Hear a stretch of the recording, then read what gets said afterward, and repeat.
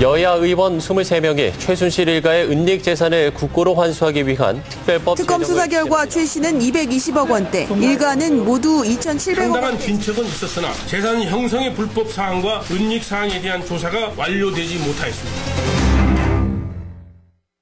예, 밤사이에 구속영장이 또 기각된 정유라 씨. 비록 구속은 면했습니다만 그게 무죄란 의미는 아닙니다. 어제 구속영장에 적힌 핵심 혐의, 이 핵심 혐의에 좀 주목할 필요가 있습니다. 바로 말세탁, 범죄 수익 은닉 혐의가 들어갔다는 거죠. 사실 최순실 국정농단 사건의 본질 가운데 하나는 바로 돈입니다. 돈. 하지만 검찰과 특검 모두 최순실 일가의 재산 형성 부분에 대해서는 손을 대지 못했습니다. 그러자 국회가 나섰습니다. 23명의 여야 의원들이 일명 최순실 재산몰수법, 이걸 곧 발의할 예정이라는데요. 과연 이게 현실적으로는 가능한 건지 국세청장을 지낸 전문가 한 분을 좀 연결해 보려고 합니다. 최순실 일가의 재산을 추적해왔고요. 어제 국회에서 보고회를 진행하기도 한 분이세요. 전 대구지방국세청장 안원구 전 국세청장 연결을 해보죠. 안 청장님 안녕하세요. 네, 안녕하세요. 그러니까 국세청이라는 곳이 숨겨놓은 돈 찾아서 세금을 걷어가는 곳이니까 숨은 돈 찾는 데는 정말 노하우를 가지고 계신 거네요. 네, 그런 셈입니다. 그러시오. 네. 근데 어떻게 언제부터 최순실 일가 재산을 찾는 데 나서게 되신 거예요? 네, 그 최순실 국정농단 그 청문회가 있었는데요. 예. 그 당시에 그 세월호 당일 행적에 대해서 청와대에 있는 그 비서실장과 안보실장께서 이선에 자기는 보고만 했다고 책임을 다했다 이렇게 이야기하시는 걸 보고 예. 너무 무책임하다는 생각을 하면서 그래서는 이렇게 해서는 안 되겠다 싶어서 그 안민석 의원한테 이제 전화를 했는데 독일로 좀 같이 가주셔야 되겠다고 그래서 그렇게 해서. 그래서 그 독일을 가게 되면서 이 일이 시작된 것입니다. 청문회 보고 열받아서 안민석 의원한테 그냥 무작정 전화를 한 게 계기가 돼서 그때부터 재산 추적을 시작. 예, 그렇습니다. 야, 한 7개월을 하신 거네요. 그렇죠. 근데 처음 시작하면서도 처음에는 좀 반신반의 하면서 시작을 하셨다면서요. 그렇습니다. 최초에는 저는 믿질 않았죠. 그 박근혜 대통령이 저는 뭐 국가와 결혼했다 뭐 이렇게 말씀하시면서 그걸 저는 믿었기 때문에 예. 처음에는 그런 재산이 있는 줄 정말 생각한 바가 없었죠. 긴가민가 하면서 파고들기 시작했는데 파다 보니까 네. 이거 이상하다. 뭔가 감이 좀 잡히시던가요? 저희들이 처음에 그 독일을 가서 실제 재산 형성이 돼 있는지 여부를 보러 갔는데 예. 독일 현지에서 저희들이 느낀 감은 정말 고구마 줄기 같은 뭐 일종의 암덩어리라 그럴까요? 계속 이를 찾으면 찾을수록 나오면서 처음에 그 긴가민가 했던 것이 이제는 확신으로 이제 돌아섰죠. 암덩어리, 고구마 줄기. 겉으로는 요만큼 보이는데 파면 팔수록 뭔가 큰 덩어리가 보이시던가요? 그렇습니다. 아니 그렇게 해서 그 대략으로 추정하는 재산, 불법 재산의 규모가 어느 정도라고 보십니까? 그 현재 저희들이 파악한 내용으로 보면 부동산이 페이퍼 컴퍼니에 숨겨져 있고 예. 또 펀드라든지 이런 것들이 사실 실제 한다는 사실을 저희들이 파악한 것이고요. 예.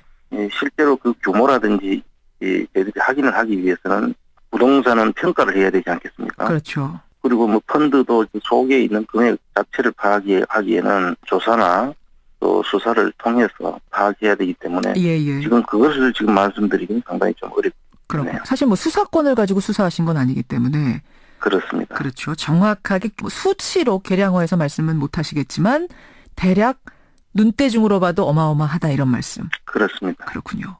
지금 말씀하시는 과정에 잠깐 얘기가 나왔어요. 부동산은 페이퍼 컴퍼니형 형태로 뭐 펀드도 있고 기업의 지분 형태도 있고 진짜 보니까 어떤 식으로 어디에 그렇게 숨겨놨던가요? 주로 이제 독일 같은 경우에는 금융자산을 은닉하기는 용이하지 않아요. 주로 이제 그 부동산은 은닉하기가 좀 용이하다고 봐야 됩니다. 독일은 그런 부동산 형태로. 예. 예. 그리고 유럽의 뭐 주로 이제 스위스 네덜란드 예, 금융자산 형태로 숨겨진 것 같고요. 고구마 줄기처럼 계속 밝혀지고 있는. 네. 그리고 그 재산의 본류, 뿌리를 찾아가 보자면은 역시 박정희 정권 당시에 그 돈인가요? 일단 그걸로 지금 확정할 수는 없지만 그 돈들이 그 뭉칫돈인데요. 예. 그 뭉칫돈이 해외에서 기업들을 살 수 있는 규모가 아닌데도 불구하고 돈이 들어온 정황이 있습니다. 그래서 그 돈들은 그 박정희 정권 때 자금들하고 스위스 계좌에 있던 자금들의 일단이 아닐까라고까지 추정을 하고 있습니다. 그러니까 이게 박정희 정권 당시에 흘러갔던 뭉칫돈이 계속 숨어 있다가 지금 조금씩 들어오는 거 아닌가? 이렇게 추정을 해보신단 말씀. 그렇습니다. 예. 지금 현재 그 스위스 은행과 관련해서는 프레이저 보고서에 이미 그 은닉된 재산들이 있다는 게 미국 의회 그 청문회 보고서에 나타나 있지 않습니까? 그게 보니까 그 당시에 프랑크푸르트 외환은행 지점이 있는데 프랑크푸르트 지점장이 박근혜 전 대통령의 이종 사촌 오빠가 지점장으로 계셨어요. 이종 사촌 오빠가 지점장으로. 예. 그러면서 스위스 대표부가 만들어지고요. 예. 그리고 그분이 이제 외환은행장까지 하셨다가 나중에 퇴임을 하셨는데 예. 그 시점이 스위스 대표부가 없어지는 시점이에요. 그러면은 이거는 뭔가 그 자금을 관리하기 위해서 일부러 만든 자리는 아니었는가라고 의심할 수 있단 말씀이시죠? 예. 우연치고는 너무 이제 공교롭다고 보는 것이죠. 그렇군요. 그리고 그다음에 그 스위스 대표부가 만들어진 다음에 우리나라의 그 대기업 중에 하나인 헝가리의 은행을 사는 것으로 되어 있습니다. 우리 기업이요? 예, 우리나라 기업이 헝가리 은행이 있는 줄 대부분 모르시는데 예. 13년도에 그 헝가리 로컬 기업에 팔리는데요. 그 기업이 이우라크 시하고 혼맥이 연결되어 있는 기업이에요. 아니 근데 그 기업이 뭔가 필요에 의해서 은행을 샀다가 또 필요에 의해서 팔 수 있는 거 아닌가요? 물론 그렇기 때문에 저희들이 그 조심스럽게 보고 있는 것이고요. 주변 정황들이 일단 우리를 의심하게 하는 그런 정황들은 많습니다. 헝가리 은행을 통해서 뭔가 돈 세탁을 하려고 했던 게 아닌가 이런 생각을 하시는 거예요. 그렇습니다. 네, 알겠습니다. 최순실 일가의 재산을 7개월째 추적 중인 분입니다. 세금 전문가죠. 돈 밝혀내는데 전문가입니다. 안원구 전 대구국세청장 지금 만나고 있습니다.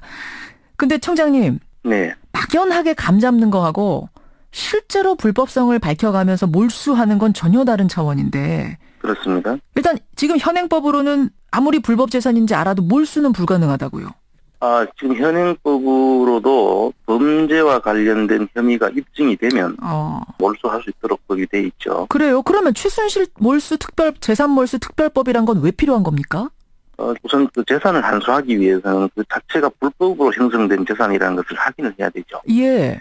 그리고 조사기구가 지금 국가 기능에서 다 조사할 수 있는 검찰이라든지 국세청이라든지 이런 다 있죠. 그러나 이분들이 지금 최순실 재산과 관련해서는 태스크포스를 만든다든지 해서 지금 조사를 한 적이 없고요. 그래서 따로 이 조사기구를 첫째 하나 만들어야 된다는 거죠. 기구가 하나 독립적으로 필요하다 특별히 요게 하나고. 예. 또 하나는 조사를 할 수 있는 기관이 공소시효 범위 내거나 그 세금을 매기기 위해서는 부가제척 기간 안에 들어와야지만 그게 가능합니다. 예. 공소시효와 그 부가제척 기간을 지난 것까지도 소급해서 조사를 할 수 있도록 하는 것이 지금 필요한 것입니다. 공소시효가 지난 것까지도 포함시켜야 된다는 게 또 특별법 안에 들어가는 거고 또요. 그렇습니다. 그러니까 이제 부가제척 세금을 매길 수 있는 그 부가제척 기간을 늘려줘야 국세청에서도 대부분이 기업과 금융과 관련된 내용이지 않겠습니까? 이분들의 재산들이. 그래서 그거를 조사를 하면서 내용을 재무제표도 보고 금융 추적도 하고 해야만 이걸 확정을 할 수가 있는데 그 접근 자체가 지금 현재 현행법으로는 좀 제한이 있죠. 그래서 또 그것도 특별법으로 묶어야 한다 이런 말씀. 그렇습니다. 근데 이번 법안을 이제 주도적으로 발의하고 있는 안민석 의원은 근데 이거 특별법 제정이 좀 쉽지는 않아 보입니다라고 고백을 하시더라고요. 왜 그러시냐 했더니 이게 이제 박정희 시대 통치자금까지 다 조사를 해야 되기 때문에 아마 자유한국당의 반대가 있을 거고 그 협치가 깨지는 걸 두려워하는 야당에서도 좀 머뭇거리지 않겠는가 이런 걱정하시던데 공감하세요? 저는 지금 현재 현실적인 어려움이 있을 수 있다고 저도 생각을 합니다. 그런데 이제 저희 생각은 지금 사실은 이 문제는 여야나 진보 보수 이런 문제가 아니고 이게 국정농단으로 인해서 이 생긴 불법 재산들을 이게 국민의 재산 아니겠습니까? 국민의 재산이죠. 당연하죠. 네, 그래서 이 국민의 재산을 원래 주인인 국민들한테 되돌려주는 일은 예. 이 여야의 문제가 아니라고 봅니다. 그리고 이 국민의 재산들을 찾아서 돌려주는 것을 어떻게 보면 보수 진영 쪽에서는 오히려 더더욱 앞장서서 그를 찾아야 될 그런 성격의 일이죠. 왜 그렇게 생각하십니까? 왜 보수가 더 나서야 된다? 보수 진영의 분들이 국민의 재산을 찾는 것을 반대한다면 그게 보수가 아니죠. 항상 애국을 중요시하시는 분들이 정말 국민 애국이라면은 이거 찾는데 나서셔야 된다, 찬성하셔야 된다 이 말씀이세요. 그런 뜻이고요. 또 지금 협치를 말씀하시는데 사실 이런 부분에 있어서 그 여당과 야당들이 같이 공감대를 끌어낼 수 있는 오히려 그 협치의 사례로 이 부분을 발전시킬 수 있다고 저는 생각을 합니다. 역으로 생각하면 정말 그럴 수도 있네요. 협치의 이게 매개가 될 수도 있다. 특별법. 이제 발의가 곧 된답니다. 예, 어떻게 진행이 되는지 지켜보고 청장님도 계속 좀 힘을 보태주십시오. 열심히 하겠습니다. 예, 오늘 고맙습니다. 네, 감사합니다. 7개월 동안 최순실 씨의 재산을 추적해온 분입니다. 전 대구지방국세청장 안원구 청장이었습니다.